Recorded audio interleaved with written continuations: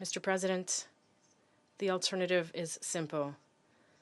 Either we preserve the possibility of two states, and with it, peace, or we allow a permanent conflict to take hold with disastrous consequences for the region and beyond. France calls on this council to act with the determination and sense of responsibility that is incumbent upon it. History will judge our ability to seize this moment. Thank you. I thank the representative of France for the statement. I now give the floor to the representative of the United States. Thank you, Mr. President. I find it, and we find it deeply regrettable that council members have opted to convene this high-level UN Security Council briefing on Gaza on Rosh Hashanah, the Jewish New Year, knowing full well that that decision excludes Israel. And frankly, colleagues, it's a testament to how this council has prioritized a lot of performance over serious efforts to actually advance peace. Serious efforts that President Trump, Secretary Rubio, his team, and partners like Egypt and Qatar are engaged in right now as we speak to end this horrific war.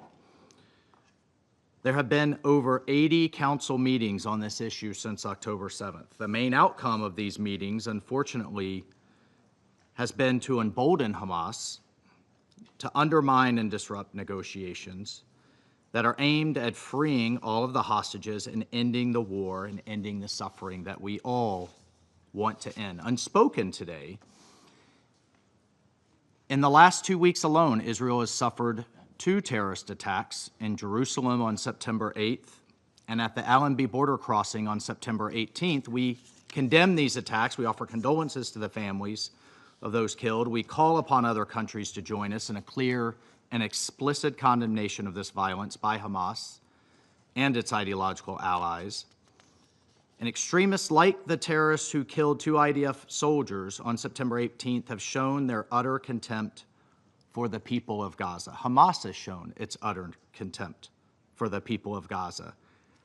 They struck the very border crossing through which nearly half of all aid delivered to Gaza between May and September of this year has passed. Let me say again, Hamas struck the border crossing through which half of all aid through the better part of this year has passed. No country here would willingly allow terrorists like this to threaten its people. Israel should not be expected to be any different. And of course, has the right to defend itself from groups that wish to do it harm. As Secretary of State Rubio recently said, as long as Hamas exists, there will be no peace in the Middle East. And every member here has seen evidence of how Hamas has starved hostages, has tortured them. We've heard the testimony of freed hostages and what they've endured in captivity. And sadly, some endure still. We, the United States, again demand Hamas immediately release all 48 remaining hostages and their remains, cease putting civilians in harm's way, cease sacrificing their own people for propaganda aims, that they disarm, and that they surrender. This war could end today if that happened.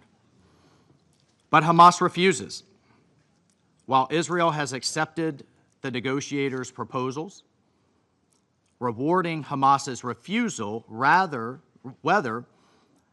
with performative conferences or one-sided Security Council resolutions, colleagues, it undermines and it delays achieving the peace we all want. Unfortunately, yesterday's conference spoke to domestic audiences, but it will prolong this tragic war in Gaza, and it will prolong the suffering. Hamas stands emboldened today after that conference. We've rewarded its obstruction. We've undermined efforts to achieve peace in both the short and the long term. Unilateral recognition statements do not alter the reality on the ground. It does not alter the fact that there is not a Palestinian state to recognize. And at this point, there is no credible Palestinian partner for peace. The Palestinian Authority leaders from Ramallah are absent from New York this week because they failed to meet their Oslo commitments. The commitments were basic, including renouncing terrorism, renouncing violence, resolving issues through direct negotiations with Israel. The Palestinian Authority has failed to clear even those low bars. And their attempts to bypass negotiations through what can only be called lawfare, including at the ICC and at the ICJ, and its pushes for unilateral recognition of statehood. This charade it's disappointing. It is clearly fueled by domestic politics and has given Hamas a reward for refusing to surrender, as well as an incentive. They're now incentivized to hold on, keep holding the hostages in subhuman conditions. We call on the Council membership and the UN to change its course, to focus instead on how to prevent Hamas from ever doing this again and to how to eliminate them, on how they should free the hostages and create a framework so that Gaza can have a better future than the life, that the people of Gaza can have a better future than the life they have endured under terrorists. Secretary of State Rubio recently traveled to Israel and Qatar to address the threat posed by Hamas, to advance the immediate return of all hostages, and to ensure humanitarian aid actually reaches civilians. And the United States will continue working tirelessly towards those ends. And the Secretary was clear. The United States supports a negotiated settlement that will lead to the release of every single hostage. The President was clear today in the General Assembly to that same end. We must lead to the elimination of Hamas, and we must end the war. In the interim, the United States has worked to support the delivery of humanitarian aid to civilians in Gaza with actual meaningful results. The Gaza Humanitarian Foundation has securely delivered more than 170 million meals directly to civilians. We have also seen the increased flow of humanitarian aid, including through UN entities. However, looting and diversion is undeniable and remains serious problems that must be addressed. The UN's own data shows that approximately 85% of UN aid sent to Gaza since May 19th has been looted. Colleagues, the fighting must end so the international community can concentrate on the very hard work of building a new Gaza, one that embraces peace and coexistence and rejects terrorism and violence. I thank you.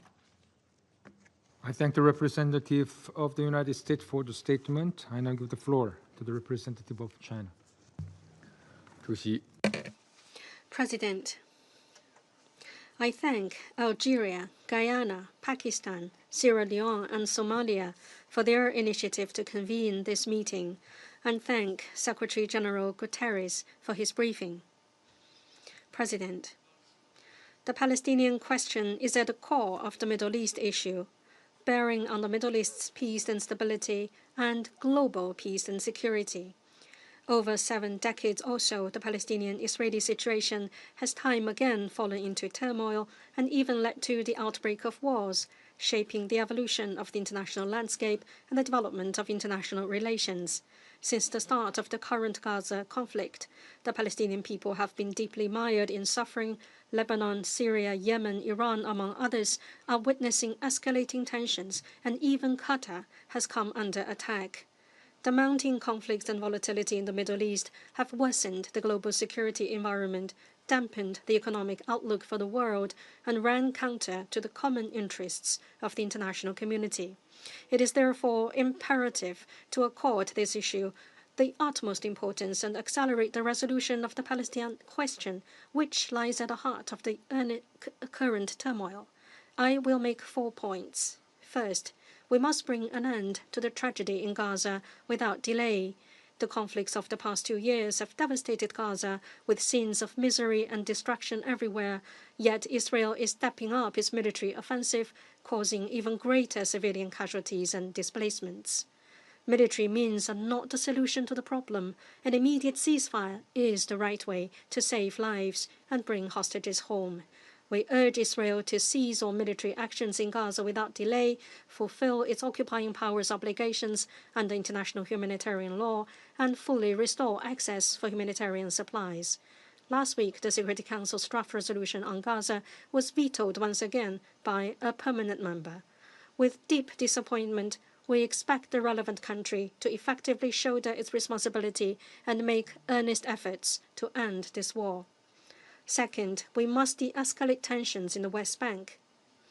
Israel continues to expand settlements in the West Bank, forcibly demolish Palestinian structures, conduct frequent searches, arrests, and raids, and condone settler violence. The occupying power has recently approved and advanced the E1 settlement plan. This dangerous act gravely violates international law and Security Council resolutions, undermines the territorial contiguity of Palestine, and erodes the foundations of an independent Palestinian state. We call on Israel to immediately cease all settlement activities, curb settler violence, and lift restrictions on Palestinian economic activities. Third, we must rectify the historical injustices suffered by the Palestinian people. Israel has long established itself as an independent state. The Palestinian people, however, remain without a homeland. This is the root of the problem. The two-state solution as the only viable way to solve the Palestinian question is irreplaceable and must not be denied. Yesterday, the Younger High-Level International Conference on a Two-State Solution once again issued a strong call in support of the two-state solution.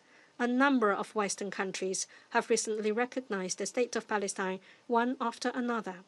The international community should sustain the current momentum, strive to revitalize the prospect for the two-state solution, and support the early establishment of an independent Palestinian state and its early admission as a full member state of the United Nations.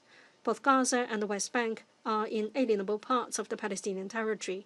We must resolutely oppose unilateral actions that undermine the foundations of the two-state solution.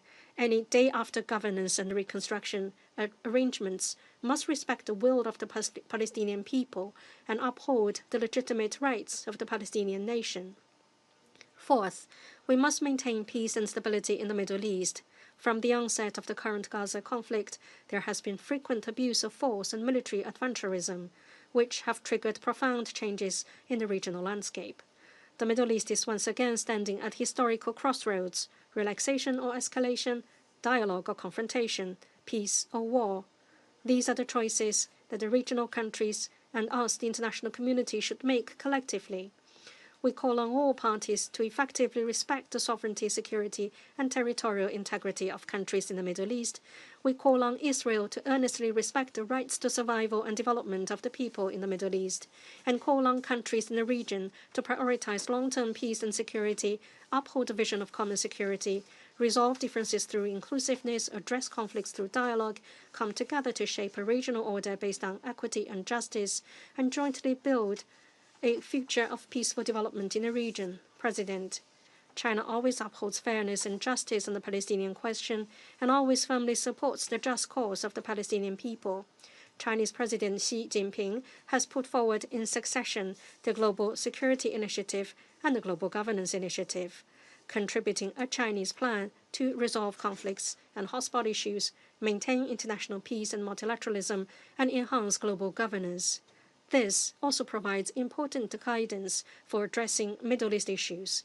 Guided by these initiatives, China is committed to working with the international community to promote a ceasefire, alleviate the humanitarian catastrophe, implement the two-state solution, and ultimately achieve a comprehensive, just, and lasting solution to the Palestinian question, so that both Palestinians and Israelis may live in peace and happiness, and the Middle East may embrace a future of lasting peace, stability, and shared prosperity. Thank you, President. I thank the representative of China for the statement. I now give the floor to the representative of the Russian Federation. Mr. President, We thank the Secretary General for his report on the situation in the Gaza Strip. We welcome the participation in today's meeting of the foreign ministers of regional states and relevant international organizations. The crisis in Gaza, whose scale in terms of civilian casualties has surpassed any conflict in recent decades, has led to escalation throughout the entire region, with violent flare-ups in a number of neighboring countries. In this context, we understand the desire of our Middle Eastern partners to speak out on this urgent issue that directly affects each of them. Colleagues, in recent weeks, a number of major developments have taken place at the UN regarding the Middle East, clearly reflecting growing solidarity among the international community regarding the fact that what is happening in Gaza due to Israel's actions, regardless of the justifications for those actions, is unacceptable and cannot continue. Last Thursday, 14 members of the Council voted in favor